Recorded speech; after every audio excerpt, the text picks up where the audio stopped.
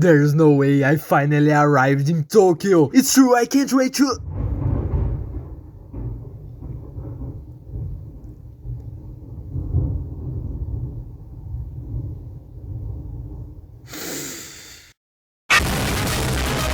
You might be thinking, how did I get into this situation? Because with my luck, this would actually happen if I set foot in Tokyo.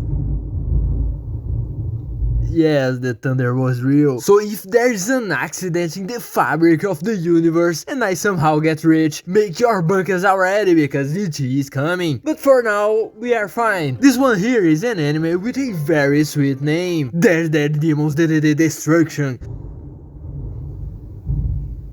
Yeah, the thunder is coming at the right time, huh? One moment we talk about Durarara, the next we talk about Dandadan, and now Dededede. Boy, we are on a streak. Soon Dororo and Dorohedoro will be emerging here on the channel.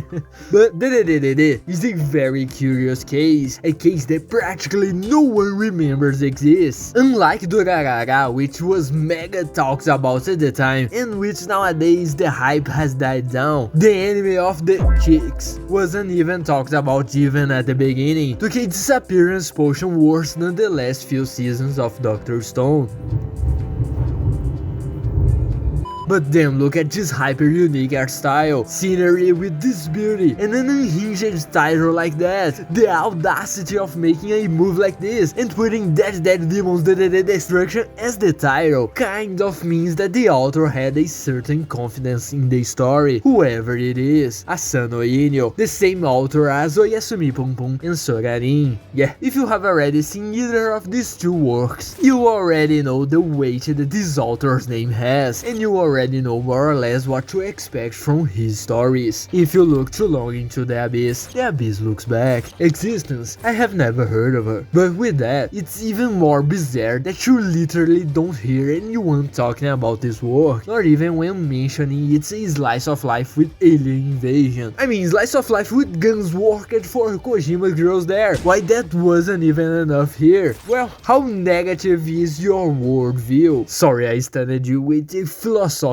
question. I was good at that shit, but that doesn't mean I liked philosophy either. But the thing is that this story finds itself in a very unique place. The more negative you see the world, the more believable the characters' actions are. The more positive you see the world, the less you can make sense of what you are seeing. And since 99.9% of people are in the middle of this spectrum and not at the ends, most people who watch it leave frustrated or at least indifferent to what they just watched. And I don't know which is worse. A story that has an insane eye catch, a sensational initial idea, but that perhaps fails at certain points, which together prevent the story from reaching its constructed potential. Not to mention the divisive way of telling the story and the cynical way of building characters. A story created from contrasts, and it's the same contrast that throws it into the box of oblivion. When you talk about alien invasion anime, you imagine something like Independence Day, or Will Smith slapping an alien. I don't know, Will Smith? Haven't I seen you before? Yeah, that's what's most likely. It should still happen, but at first, this here, it's not quite that. The big ship appears there and nothing. Yeah, almost literally nothing. She's just there, menacingly. And now, day comes and day goes and nothing happens. Honey, the aliens are messing with my tan again. When there's no one melting, there's no aliens trying to steal anyone's willy, and not even a cow flying. The only way is to keep living, right? People go to war, do the monthly shopping, go to school, even though every time they step onto the street, there over there is a reminder that something right isn't wrong. Something wrong is not right. Yeah, that's what I meant. And the slice of life part comes raw in here. We follow the lives of a group of friends in high school. This is Koyama Kadode, and this is Nakagawa Oran, or Ontan. These are the ones we will focus on. Put yourself in the perspective of the two girls. You are going to high school, and an alien alien spaceship appears, but you still continue going to school as if nothing had happened. Maybe it's a little difficult to focus on everyday life, right? Fuck it, if the creatures there decide to sneeze,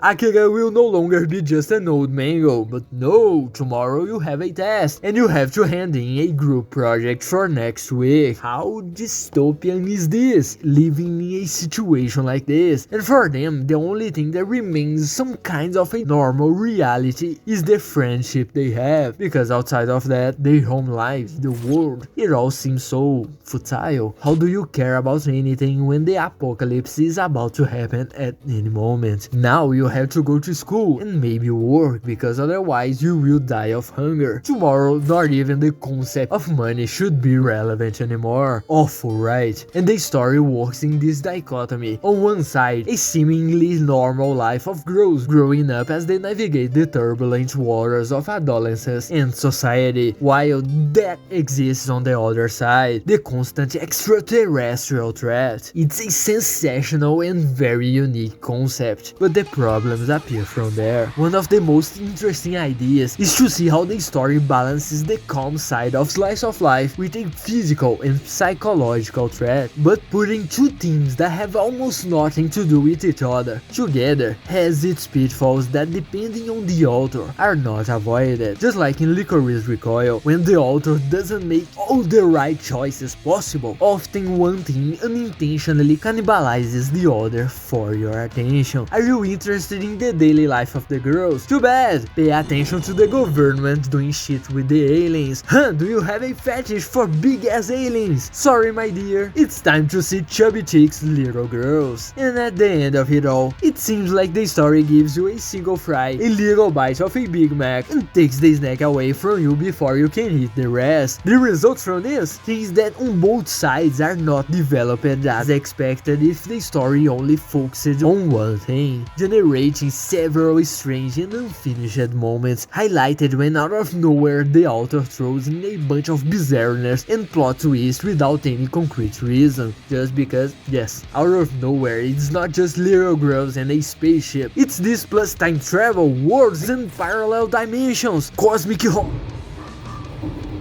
horror that not even the aliens know what's going on. And when you come to be, a lot of things happened and nothing happened at the same time. You start the story with a question mark and leave it with the same question mark. Nothing is solved and everything is put in. You can feel the author getting lost on its own story as it progresses, conveying the idea that the criticism shown by contrast that the story has as its pillar, it's just one of the things that the author found cool, but it's afraid of exploring further and disappoints when the mystique of it is no longer mysterious. So everything in the story is based on, this is happening for a reason. What is this reason? I don't know. Figure out yourself. Aren't you all good at making fanfic? The author doesn't need to write the story properly. Nah, that's fine. Leave it to the community. But in these aspects, you can already see that the story has immense potential. The little sparkle in the eye that you say, holy, this one will only end up at the top. But unfortunately, it takes some beatings along the way that prevents it from rising so high in the popular perspective. But if it were just that, it wouldn't be so forgotten. What comes to give the final suplex is, do you remember what I said about the worldview at the beginning? Yeah, I guarantee you that even if you are the most negative person in existence, you are not so cynical to find every action of every character in the story believable, which for many people are seen as simply lunatics, taking a lot of the immersion away. Many times you really can't understand the character's line of thought in making such a decision. The alternative girl bait, see an alien surviving a traumatic accident and then escaping, obviously means that he's going to grow up to be a brutal mass murderer of immigrants, deleting them with a group of people who somehow think the same that he found in any hole out there. What? It's politicians doing the most insane stuff possible, while the easiest and most monetarily beneficial answer is another... no, that's normal nowadays. The population literally not even reacting to an alien spacecraft, apart from a few protests here and there.